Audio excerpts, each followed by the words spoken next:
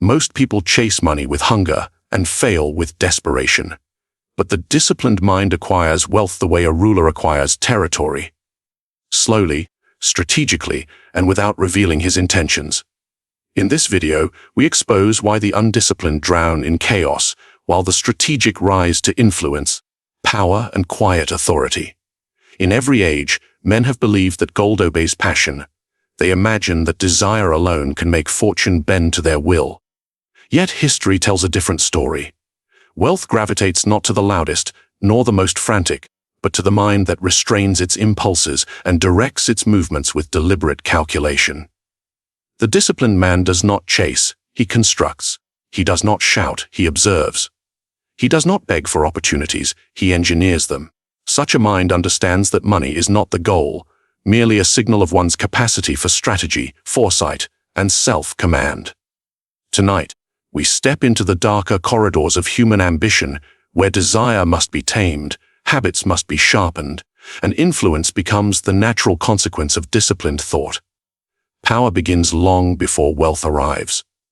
And if you look closely at the rulers, merchants, and political minds who shaped history, you will notice a pattern so simple, yet so ruthlessly ignored, that it determines who ascends and who collapses. It is this: before a man can command money, he must first command himself. Without self-mastery, every opportunity becomes a trap, and every gain becomes the beginning of ruin. Ask yourself, if your impulses can overthrow you, why would fortune ever obey you? Throughout the Renaissance, the courts of Florence and Milan were filled with men who could have dominated their age, had they possessed even a fragment of discipline. Many had brilliance, charm, or raw ambition. But brilliance without restraint becomes arrogance. Charm without structure becomes manipulation turned inward. Ambition without order becomes a fire that consumes its own master. It was rarely an external enemy that destroyed these men. It was their inability to control their own appetites. Look at history's humiliated princes and wasted prodigies. They acquired money, sometimes quickly, sometimes recklessly, but they could not hold it. Their spending revealed their weakness. Their impulses revealed their predictability. Their emotional volatility revealed the strings by which others could pull them. And the moment another man could predict their desires, their downfalls were already scripted. Now ask yourself, how often do your own desires make you predictable, impressionable, or easily steered? You have witnessed this dynamic in modern life as well. The man who cannot control his hunger for status buys things he does not need. The man who cannot control his envy makes rushed decisions. The man who cannot control his need for approval wastes his strength on pleasing people who never respected him. Discipline is not about austerity or suppression. It is about knowing which impulses to starve and which to weaponize. A disciplined mind turns desire into fuel. An undisciplined mind becomes a slave to every passing emotion. Even in psychological studies, the individuals who rise are rarely the most intelligent. They are the ones who regulate their impulses with precision. They do not answer every provocation. They do not indulge every distraction. They do not chase quick validation. They create distance between stimulus and response, and in that distance lies the birth of strategy. When others react instantly, the disciplined mind pauses, observes, calculates. That pause is where opportunity becomes visible. That pause is where power is born. Consider this: if an enemy wished to control you, he would not need chains. He would only need to amplify your temptations. He would offer you flattery, indulgence, shortcuts, and applause. Then he would wait, because a man who has never mastered himself will always trade long-term advantage for immediate pleasure, and he will swear that he chose freely while everyone else sees the strings.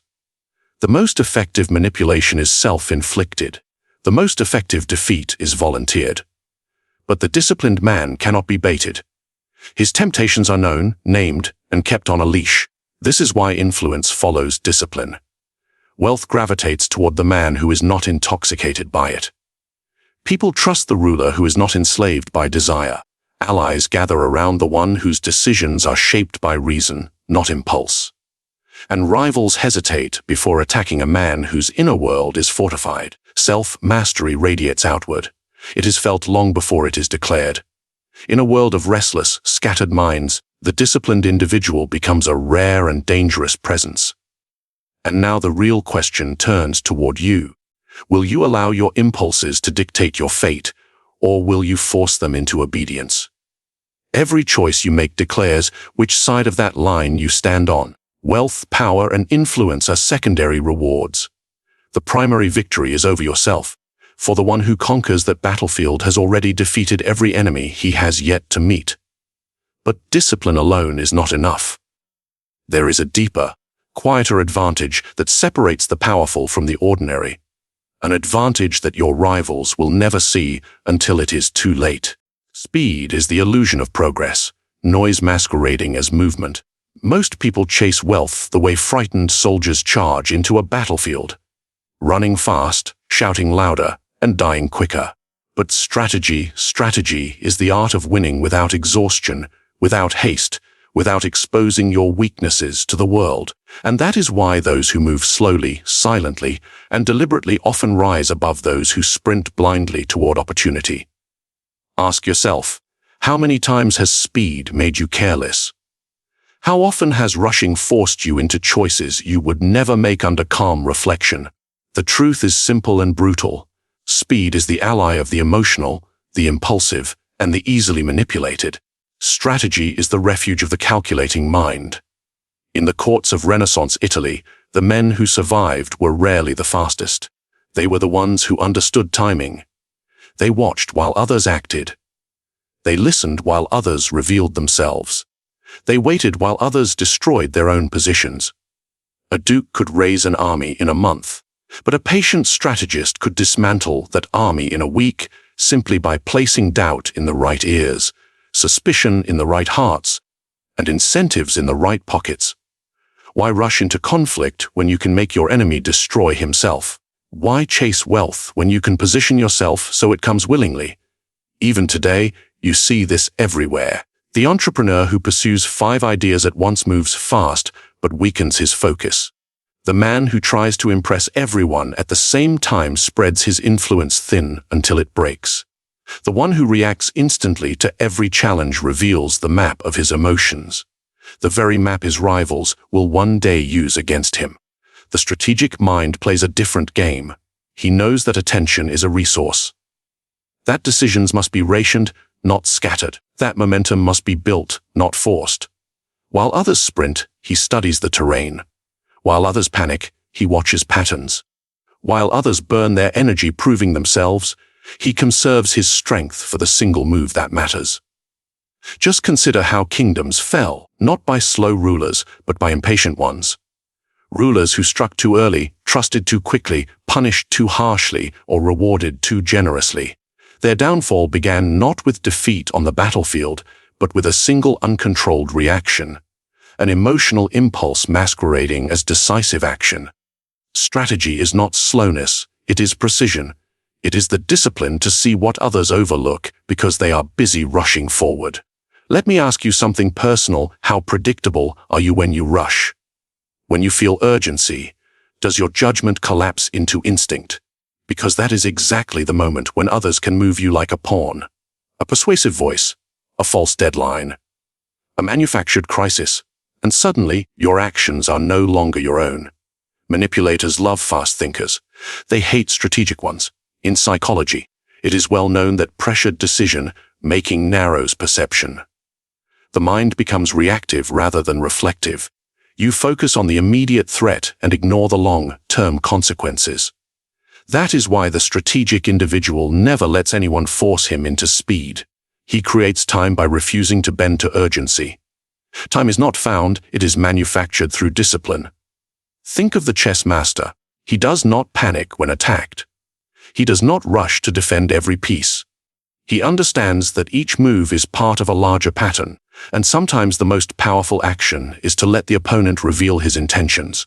You, too, must learn to let people expose their greed, their impatience, their vulnerabilities. A rushed rival is a predictable rival. A predictable rival is already defeated. This is why influence belongs to the strategic mind. When others chase money, the strategist chases position. When others chase admiration, he chases leverage. And while the world celebrates the fast, the strategic quietly collects the rewards. But here lies the core truth: a strategy demands emotional coldness. It demands that you detach from the illusion of urgency and learn to see the battlefield as it truly is, not as your anxieties paint it. Only then can you move with precision. Only then can you claim wealth without being consumed by it. Emotion is the leash by which most people are led. A single insult, a moment of fear, a flash of envy.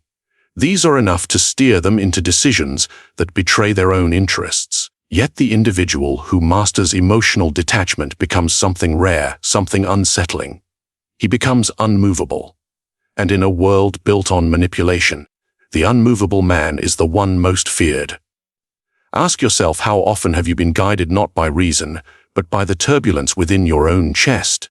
How many times has anger made you speak too quickly?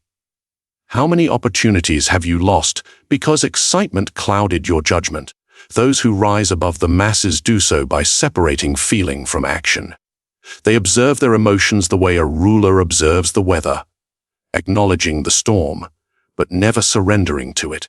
History is full of leaders destroyed not by armies, but by their own hearts. Consider the princes who lashed out in rage, punishing allies and rewarding flatterers simply because their pride was wounded. They believed their emotions were signs of strength. In reality, their enemies watched with quiet satisfaction.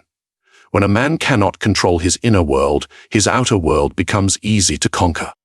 Now look at the few who mastered themselves. Their calm was not weakness, it was strategy. They understood that emotion reveals too much. Fear reveals where you can be pressured. Desire reveals where you can be bought. Anger reveals where you can be provoked. The detached mind hides all of this. It gives nothing away. It forces rivals to guess, and guessing breeds mistakes. Imagine two merchants negotiating.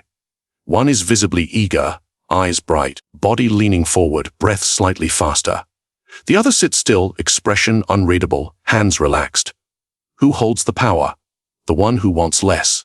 The one who appears indifferent. The one who has nothing to prove, nothing to protect, nothing to chase. Emotional detachment shifts the balance of power before a single word is spoken. And this extends far beyond business. In relationships, the person who remains calm controls the rhythm. The one who does not respond to emotional pressure forces the other to overextend themselves. You have likely experienced this. When someone remains composed while you are agitated, you begin to reveal too much, explain too much, justify too much. But when roles reverse, when you cultivate composure, you become the quiet force that destabilizes the emotional player. Psychology confirms this dynamic. Emotional regulation increases cognitive clarity. It expands your capacity to perceive threats and opportunities that reactive minds overlook. When you detach, you gain access to a higher vantage point. While others drown in their emotional storms, you stand on the shore, studying the currents and choosing the moment to act. Let me ask you directly, what could you accomplish if your emotions no longer dictated your behavior? If insults could not provoke you? If fear could not paralyze you? If desire could not be used against you? You would become difficult to manipulate, difficult to read, difficult to defeat. Detachment is not the absence of emotion, it is the domination of it. It is the ability to feel without being ruled. But understand, this emotional detachment must be selective. It must be used with intention. A man who suppresses everything becomes rigid, brittle, lifeless. Detachment is not apathy. It is discipline. It is the ability to choose when emotion serves you and when it endangers you. When a ruler needed to inspire loyalty, he displayed controlled warmth. When he needed to intimidate, he revealed controlled severity. Never did he let the emotion choose him. He chose it. And here lies the real secret: the detached individual becomes unpredictable. Rivals cannot read him. Manipulators cannot trap him. Opportunists cannot provoke him. His silence becomes unnerving. His calm becomes a warning. People sense that he is not governed by the same impulses that govern them. And this alone elevates him above the crowd. Yet emotional detachment is only the beginning. There is a deeper skill, one that transforms calm into influence and restraint into dominance. A skill that allows you not just to resist manipulation, but to shape the perceptions of others while revealing nothing of yourself. Victory does not belong to the man who strikes first. It belongs to the one who can wait long enough for the strike to matter. And yet, the world worships immediacy, quick wins, fast profits, instant gratification. Most people would rather taste a small reward now than build the foundations of a great reward later. But the individual who can delay victory, who can endure discomfort without surrender, becomes formidable.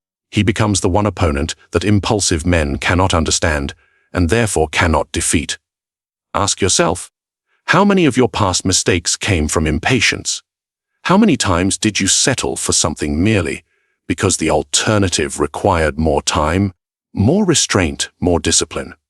If you are honest, you will see that every rushed decision had a hidden cost, and every moment of patience could have multiplied your gains. Throughout history, the most powerful rulers understood the advantage of delayed triumph. Consider the long games of political alliances, marriages, and silent agreements that shaped Europe. Wars were won before swords were drawn. Gold was accumulated long before public displays of wealth were made. A patient ruler allowed his rivals to exhaust themselves, burning resources, emotional energy, and credibility, while he simply waited. There is no weapon sharper than time used strategically. Think of the young princes who inherited kingdoms but insisted on immediate glory. They launched grand campaigns, spent lavishly, and provoked enemies before securing their foundations. They wanted victory now. They wanted admiration now. They wanted power now. And because they could not resist the intoxication of speed, they fell. Their kingdoms shrank. Their enemies multiplied. Their advisors abandoned them. Compare them with the rulers who kept their ambitions hidden, revealed their strength only when unavoidable, and accumulated advantages one quiet step at a time. These men built legacies that lasted generations. Their victories seemed sudden, but they were the result of long, disciplined preparation. Modern life mirrors this perfectly. The investor who jumps at every opportunity gains little. The one who studies patterns and waits for the right moment gains disproportionately. The man who rushes into relationships reveals his needs. The one who waits reveals only his boundaries. The worker who demands quick promotion exposes desperation. The one who builds irreplaceable value becomes a necessity, and necessities cannot be ignored. Impatience makes you visible. Patience makes you dangerous, but understand something crucial: delaying victory is not the same as passivity. It is not inaction. It is controlled action. It is the art of building quietly while appearing neutral. It is the discipline to strengthen your position while your rivals weaken theirs. Delayed victory is simply victory on your terms, not on the timeline imposed by your fears or by others' expectations. Consider a simple psychological truth: most people cannot endure the tension of waiting. Their minds panic when outcomes are not immediate. They fantasize, catastrophize, and sabotage themselves. And because they cannot bear uncertainty, they make choices that destroy the very future they want. But what if you embraced uncertainty instead? What if you trained yourself to hold position when others collapse? What if you used the waiting period not for emotional suffering, but for quiet calculation? This alone would elevate you above the impulsive majority who chase every opportunity like starving dogs. When you delay victory, you force others to reveal their desperation while you conceal your intent. Imagine two negotiators. One wants the deal closed today. His voice slightly rushed, his offers too generous, his posture too tense. The other appears indifferent, patient, willing to walk away.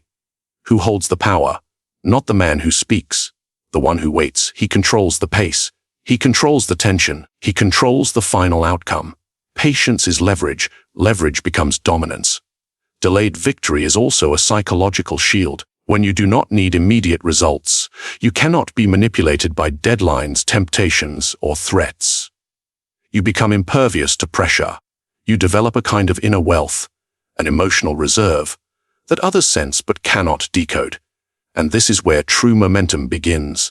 Because once you learn to delay victory, you stop chasing outcomes. You start building inevitability. Your success becomes less a matter of luck and more a matter of time. Yet there is one more element, an invisible advantage that turns delayed victory into unassailable influence. A skill feared by enemies and misunderstood by allies. A skill that shapes power without force, wins loyalty without demanding it, and expands authority without ever announcing its rise. Influence is never taken by force. It is invited, and the invitation is almost always extended to the one who appears harmless, modest, or quietly capable. What most people never understand is that perception, not truth, governs authority.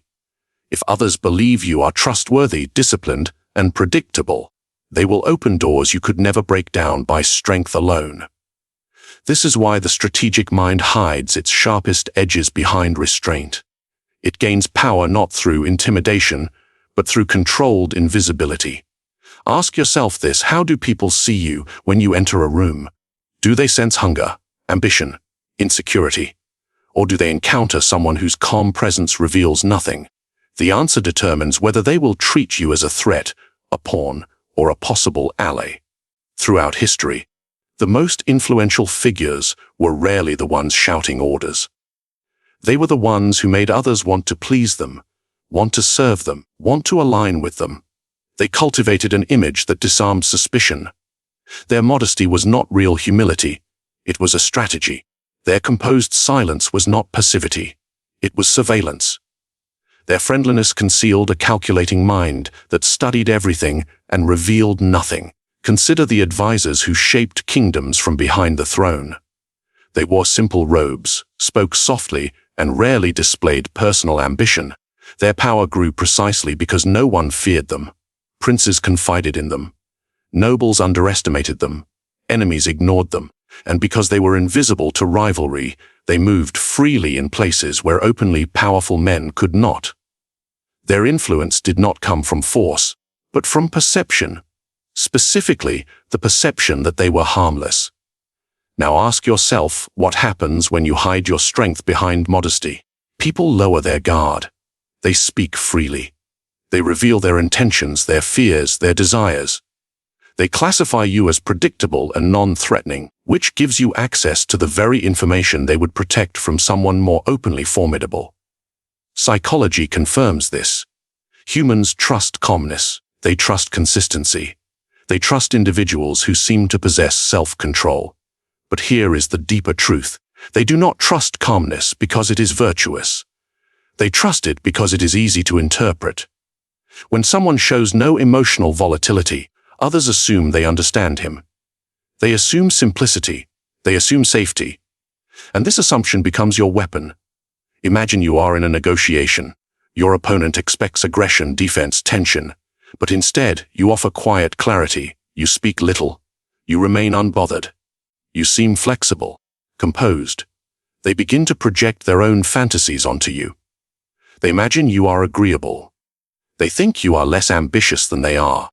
They believe they can outmaneuver you. And with every assumption, they expose themselves. While they reveal their strategy, you reveal nothing. This is how calmness becomes camouflage. It creates a smokescreen through which influence moves undetected. It gives you freedom to collect leverage quietly. It ensures that when you finally act, no one suspects the depth of your intentions. Consider modern relationships, both personal and professional. The person who seeks validation loses power. The one who displays emotional chaos is avoided. But the individual who remains centered, steady, and difficult to provoke becomes magnetic. People interpret his composure as confidence, wisdom, even competence, regardless of whether these qualities are entirely real. Perception fills the gaps. People grant him opportunities, trust, and authority because they feel safe around him. And once you have earned trust through perceived calmness, you can direct the flow of decisions without ever raising your voice. You can suggest while others insist. You can guide while others demand. Your influence grows not because you fight for it, but because people willingly hand it to you. This is the quiet power of controlled perception. But make no mistake, this strategy requires discipline. If your calmness is inconsistent, others sense deception. If your modesty appears forced, they smell ambition. Your demeanor must be natural, effortless, believable. You must learn to embody restraint until restraint becomes instinct. When you do, your presence becomes a psychological anchor. People will confide in you without realizing what they are revealing. Rivals will look past you without recognizing your growing influence. Allies will trust you more than they should.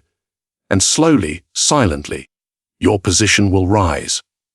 Yet controlled perception is only half the game. Influence means nothing unless you know how to convert it into something sharper, something that can bend circumstances to your will. The final step is the most dangerous and the most powerful. Wealth is not a trophy. It is a tool, one that becomes dangerous only in the hands of someone who understands its psychological weight. Most people treat money as a symbol of status, proof of success, something to display. But the strategic mind sees it differently. He sees money as a political weapon, a lever that shifts loyalties, shapes behavior, and reshapes entire social landscapes. And because he sees it this way, he uses it with the same precision a ruler uses soldiers. Ask yourself, what does money allow you to control? What does it allow you to influence? What doors does it open when you deploy it quietly instead of flaunting it loudly? The average man spends wealth for admiration. The strategic man spends it to create dependence. Throughout history, rulers who survived understood this distinction. They did not distribute gold as generosity. They distributed it to bind others to them, through debt, gratitude, or fear of losing privilege. A noble who received financial favor became a loyal instrument. A rival sustained in secret became a puppet. A city funded for public works became indebted for generations. Wealth was not scattered, it was invested in influence. But those who revealed their wealth openly invited jealousy, resistance, and conspiracies. The more they flaunted, the more enemies rose to challenge them. The more they displayed, the more vulnerable they became. This is why the most cunning political figures kept their true resources hidden. People cannot attack what they do not see. They cannot envy what they cannot measure. They cannot disrupt what they cannot predict. Money is most powerful when it is invisible. Consider modern life. The braggart with the expensive car gains attention but loses advantage. People study him, judge him, target him, and compete with him. He becomes predictable, hungry for validation. But the individual who quietly builds resources without display gains a different kind of power, informational power. No one knows his true capabilities. No one knows the extent of his influence. And in that uncertainty, people behave cautiously around him. Now reflect on your own approach. Do you seek recognition for your successes? Do you reveal your progress too quickly? Do you show your hand before the game demands it? Because every time you display wealth for admiration, you trade real power for temporary applause. The strategic mind uses wealth not to impress, but to maneuver. Imagine you wish to gain access to a network. Instead of bragging about your achievements, you offer value, subtle, non-obvious, well-timed value. A resource here, a solution there, a quiet favor extended in a moment of need. Suddenly, people see you not as competition, but as someone useful. Their guard lowers, their trust increases, their loyalty becomes negotiable. And because you never flaunted your strength, they never felt threatened. This is how power expands without resistance. But beyond alliances, money also shapes silence. A small incentive can stop rumors. A well-placed reward can redirect aggression. A discreet payment can turn an enemy into a neutral observer. Strategic wealth is not about accumulation. It is about deployment. It is about influencing outcomes that force others to act in ways that serve your long-term position. Psychology supports this entirely. Humans respond to incentives far more than ideals. They follow whoever secures their interests, not whoever speaks the loudest. Wealth, used subtly, becomes a behavioral compass. It guides people without command. It steers them without force. It creates a landscape where others believe they are choosing freely, even when you have already shaped their choices. Consider the power of restraint. The man who can provide financial leverage, but chooses not to immediately demonstrates dominance without saying a word. People wonder what else he controls. They wonder how deep his resources go. They treat him with caution, even respect, without ever seeing the proof. Strategic ambiguity becomes its own form of intimidation. But wealth as a political weapon demands discipline. If used impulsively, it becomes a weakness. If flaunted, it becomes a target. If used without psychological precision, it creates dependents who resent you rather than serve you. This is why the strongest influence always rises from controlled, strategic deployment, never from display. You must ask yourself, will you treat money as decoration or as leverage? As something to show or as something to wield? As a symbol or as a silent instrument? Because the moment you choose the latter, your wealth stops being possession and becomes power. Yet there is one final understanding, one that binds all previous insights into a single, ruthless philosophy. A truth about strategy psychology and human nature that separates rulers from the ruled. In the end, power is never taken by force alone. The most enduring power is granted by those who never realize they surrendered it. You influence them through their fears, their desires, their need to feel seen, even as you conceal your true intentions. Remember this: people rarely resist what they believe they chose willingly. So give them choices that lead only to you. Give them comfort while you guide their steps. Give them confidence while you shape their beliefs. Is this manipulation? Only to those who lack the discipline to use it wisely. You now understand a truth most will never face. Control is not loud. It is silent, invisible, executed in shadows, yet felt in every corner of a person's mind. So tell me, what part of this strategy will you use first? Comment below and share your thoughts. If you want more lessons forged in strategy, psychology, and the darker edges of human nature, then subscribe and share this video with those who think they cannot be influenced. Let them learn how wrong they are.